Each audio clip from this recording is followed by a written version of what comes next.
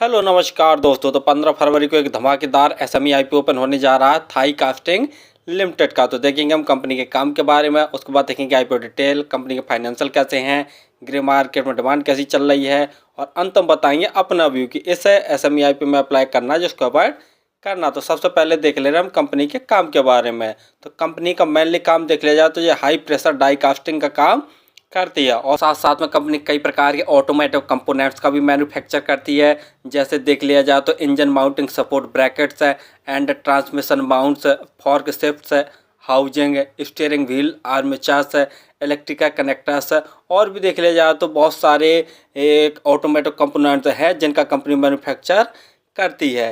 इसकी manufacturing unit देख लिया जाए तो तिरुवल्लुर तमिलनाडु में स्थित है, और मार्च 2023 तक देख लिया जाए तो कंपनी में 132 पीपल एम्प्लॉय के रूप में काम कर रहे हैं। तो कंपनी का मेन काम तो आपको समझ में आ गया होगा कि मेनली काम इसका हाई प्रेशर डाई कास्टिंग का काम और साथ साथ में ऑटोमेटिव कंपोनेंट्स का मैन्युफैक्चर करना है। चलिए अब देख ले हम आईपीओ की डिटेल के बारे में। आईपीओ 15 फरवरी को ओपन होने जा रहा है और 19 फरवरी तक यह ओपन रहेगा। प्राइस बैंड देखे ले रहे हैं तो 73 रुपये से 77 रुपये पर शेयर का प्राइस बैंड रखा गया है। और जब भी हम आईपीओ एसएमई आईपीओ अप्लाई करते हैं तो हायर प्राइस बैंड पर ही अप्लाई करते हैं। और टोटल यूज साइज देखे ले रहे हैं तो 47.20 करोड़ रखा गया है, जिसके तहत पूरे के पूरे फ्रेशर्स अर्थात नए शेयर जारी कर रही है। लॉट साइज 1600 शेयरों का रखा गया। अलॉटमेंट 20 फरवरी रखी गई है अलॉटमेंट डेट, और यदि आपको आईपीओ लॉट नहीं होता तो 21 फरवरी तक आपके पैसे रिफंड वापस आ जाएंगे। लिस्टिंग डेट 22 फरवरी रखी गई है।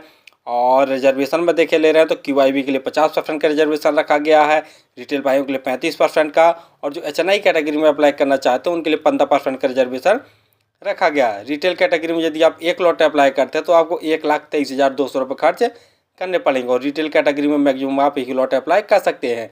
यदि एचएनआई कैटेगरी में अप्लाई करना चाहते हैं तो कम से कम 2 लॉट अप्लाई करने पड़ेंगे, और उसके लिए आपको 2,46,400 रुपये खर्च करने पड़ेंगे। ROE 13%, डेब्ट ऑन इक्विटी 1.85 है, EPS 6.38, PE 12.07। PE देख लिया जाए तो थोड़ी सी महंगी वैल्यूएशन पर ही अपने आईपीओ को लेके आए हैं। बाकी फाइनेंशियल देखे ले रहे हैं, लेकिन फाइनेंशियल देखने से पहले आप हमारे चैनल को सब्सक्राइब कर लें ताकि आपको समय समय पर शेयर मार्केट संबंधी जानकारी, आईपीओ संबंधी जानकारी और एसएमई आईपीओ संबंधी जानकारी मिलती रहे। तो जो ऑल अमाउंट दिए हुए हैं सभी के सभी लाख में दिए हुए हैं। तो कंपनी के एसेट देख रहे हैं तो साल दर साल लगातार बढ़ रहे हैं। रेवेन्यू देखते हैं तो मार्च 2021 में कंपनी का रेवेन्यू 2048 लाख का था, जो कि बढ़कर मार्च 2022 में 3,841 लाख का हो गया है।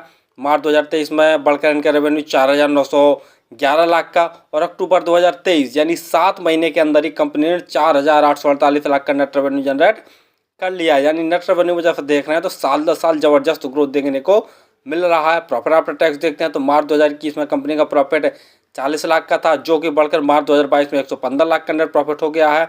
मार्च 2023 में इनका प्रॉफिट 503 लाख का, और अभी अक्टूबर 2023 तक देख ले रहे हैं यानी 7 महीने के अंदर ही कंपनी ने 860 लाख का नेट प्रॉफिट जनरेट कर लिया। नेटवर्थ देख रहे हैं तो वो भी साल दर साल बढ़ रही है।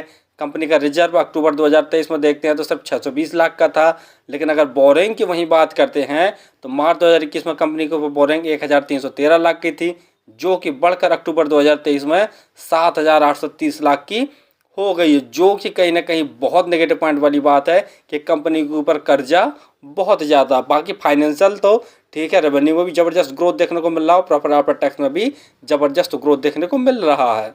जीएमपी ग्रे मार्केट प्रीमियम देखे ले रहे हैं तो 23 रुपये पर शेयर की ग्रे मार्केट में डिमांड निकल के आ रही है, और 1600 शेयरों का एक लॉट है। तो 23 गुणा 1600 करके देखते हैं तो 36,800 रुपये जैसा प्रॉफिट एक लॉट में दिखा रहा। परसेंटेज वाइज देखा जाए तो लगभग 30% जैसा प्रॉफिट निकल के आ रहा। फाइनली हमने देखा कि जो कंपनी का मेन काम है वो हाई प्रेशर डाई कास्टिंग और साथ साथ में ऑटोमेटिक कंपोनेंट्स में जैसे बता ही चुके हैं हम कि इंजन माउंटिंग सपोर्ट ब्रैकेट्स है, ट्रांसमिशन माउंट्स है, फॉर्क शिफ्ट्स है, हाउजिंग, स्टीयरिंग व्हील्स है, आर्मेचर, और भी देखा जाए तो कई ऑटोमेटिक कंपोनेंट्स हैं जिनका कंपनी मैन्युफैक्चर्स करती है। तो कंपनी का काम तो देख लिया जाए तो डिमांडिंग वाला और फ्यूचर ग्रोथ वाला है। और इस साल जितने भी हमारे एसएमई आईपीओ आए हैं जो कि ऑटोमेटिव कंपोनेंट्स रिलेटेड हैं, उन्होंने सभी ने अच्छा ही रिटर्न बना के दिया है और अच्छी लिस्टिंग हुई है। तो ये कंपनी के लिए थोड़ा सा पॉजिटिव पॉइंट हो जाता है। दूसरा देख ले रहे हैं कंपनी के फाइनेंशियल तो काफ़ी दमदार हैं। जैसा देख रहे हैं साल दर साल इनके टोटल रेवेन्यू में ज़बरदस्त ग्रोथ देखने को मिल रहा है, प्रॉफिट आफ्टर टैक्स में भी ज़बरदस्त उछाल देखने को मिल रहा है। लेकिन नेगेटिव पॉइंट वाली बात यहीं पर है कि कंपनी के ऊपर बोरिंग देख लिया जाए तो बहुत ज़्यादा है, जो कि नहीं होनी चाहिए। पी वाइज भी देख ले रहे हैं तो थोड़ा सा महंगी वैल्यूएशन पर ये अपने आईपीओ को लेके आए हैं। बाकी ग्रे मार्केट में जैसा देख रहे हैं तो काफ़ी अच्छी डिमांड निकल के आ रही है। लगभग आज के दिन 30% जैसा प्रॉफिट निकल के आ रहा है। देखा जाए तो लगभग 36,000 जैसा प्रॉफिट दिखा रहा है। तो फिलहाल तो मैं इस एसएमई आईपीओ में अप्लाई करूंगा, लेकिन लास्ट डे वो भी 2 रीजन्स देख के। पहला कि इसकी जो ग्रे मार्केट में डिमांड है वह कम से कम 35 या 40% तो होनी चाहिए। मैं 40% क्राइटेरिया रखूंगा। इसकी ग्रे मार्केट में हो सकता है आने वाले दिनों में और ज़्यादा डिमांड बढ़ जाए, तो जो जीएमपी है वो कम से कम 40% होना चाहिए और जो सब्सक्रिप्शन है वो भी लगभग 100 गुना से ज़्यादा होना चाहिए। तभी मैं इस एसएमई आईपीओ में अप्लाई करूँगा, अन्यथा अवॉइड करूँगा। और आप किसी भी आईपीओ एसएमई आईपीओ में अप्लाई करें तो स्वयं का एनालिसिस करके और अपने रिस्क पर ही किया करें। धन्यवाद।